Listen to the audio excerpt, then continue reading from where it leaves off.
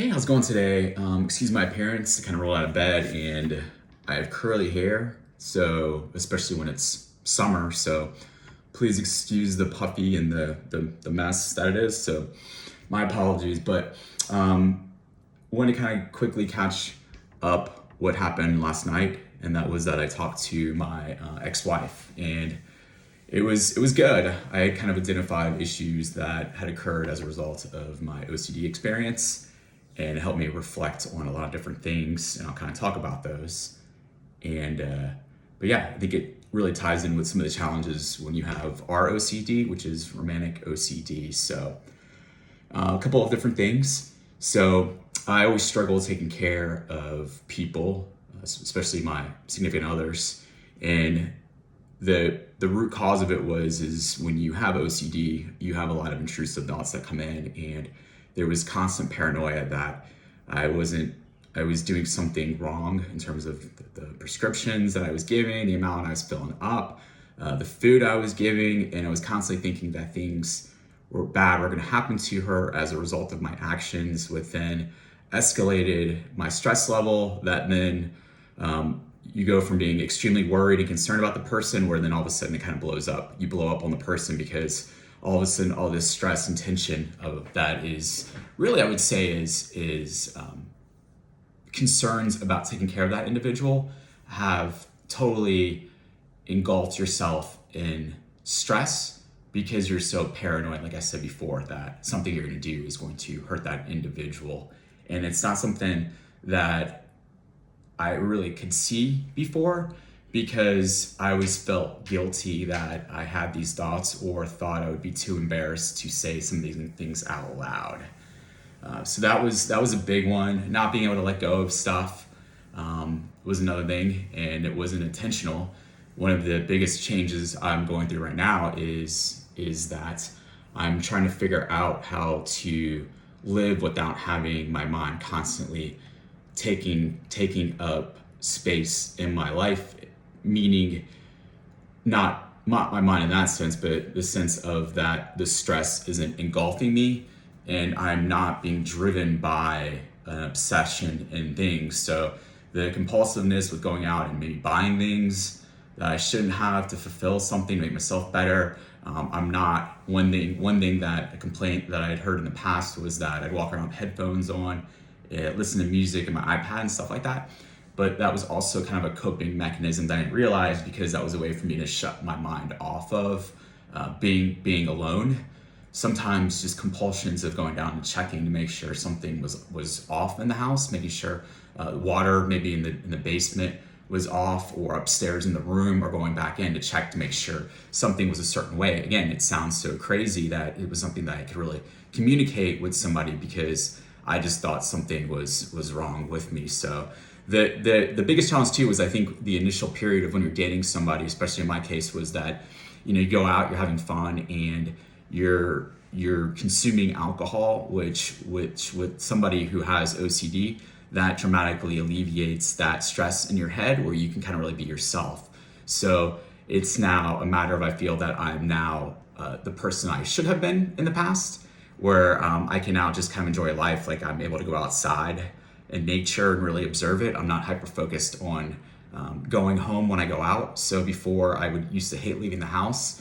Now I actually want to get in the car and go. Like, I'm going to try to go on a hike this weekend in Alabama, which I never, ever, ever would have done in the past, because I felt that if I left the house, something bad was going to happen, which sounds absolutely absurd. And how can you really communicate that to other people? So the good thing was at least with my ex, was that I did have the ability to drink, which sounds horrible, but with my ex-fiance, I don't know how she handled it, because she met one person that was able to use alcohol sometimes as a stress release. So then you have that person, the person was supposed to be, and then all of a sudden the person can't really do any type of stress release when they when they stop drinking for an entire year. So she got the blunt of it, or the brunt of it, however you say that word. So I don't know how she dealt with it. Like, I was talking to my ex-wife about that, and I was like, I don't know how she dealt with it.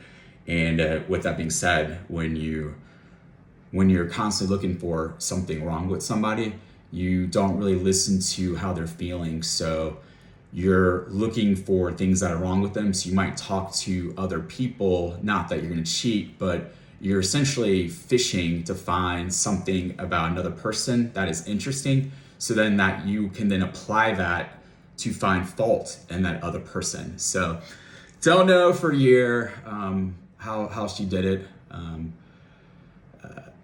Yeah, don't know it. And hopefully one day I'll be able to apologize to her for everything. But especially because I think, again, because you aren't listening to people because you're trying to find fault. But she was right about everything and everyone that she had kind of warned me about.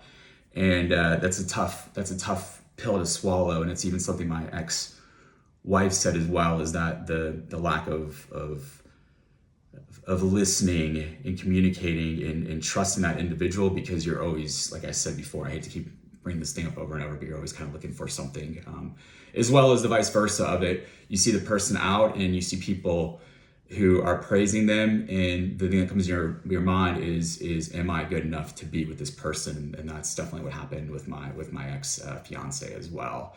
So a lot of different things to sabotage relationships. I've purposely not dated because these were things that I felt that I needed to fix.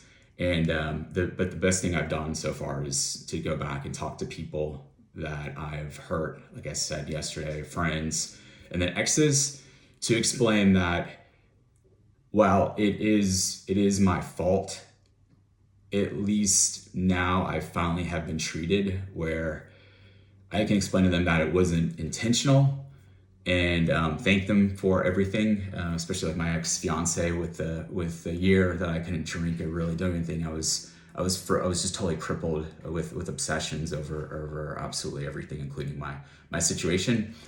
And maybe in a few years I'll be able to talk to her about it. But yeah, I've been married twice. So as for my first wife, I'm still a little bit reluctant since it's been so long since I spoke to her, and she's married with kids. But again, it was the same patterns of she had an illness, which I wasn't very attentive with, because again, I was so paranoid. Whenever I would go get a medication for her, I was always worried that if I touched it, then it would mess up the medication, possibly kill her. She had surgery, so she had IVs. And I was so paranoid about if I touched the IV, something was going to happen to her. And just all this craziness that doesn't make sense, and that's embarrassing to talk about. But those were the things. And then even talking to other women, again, not to cheat, but you're fishing for stuff. So it's just weird now not having those compulsions, and kind of being able to take a step back and look and realize, instead of being hyper focused on some BS, is to be able to take a step back and now look at it and say, okay, wait a minute, this is what I did wrong. And I can now, all of these things can be corrected. One with medication, which has been life-changing. I mean, just to feel like I'm a totally different person now with it, as well as some other things that I'll talk about probably tomorrow. The biggest thing that I have really found that's helped is EMDR music. So it's music that I guess essentially you can say goes left, right, left, right, left, right. And then also a lot of people also do this as well with it, where they'll close their eyes and they'll tap, and that triggers each side of your brain, and it becomes very relaxing. And it's really good to listen to that, to kind of go through and think of something traumatic that happened, close your eyes, listen to the music, or to tap, and that kind of desensitizes everything like that. So, but anyway, it's very frustrating that all this, that what I've found out is so late in life, and that I could be in a totally different place romantically, as well as I think even career-wise, if I had just learned about this sooner. So anyway, I'll talk to you guys tomorrow.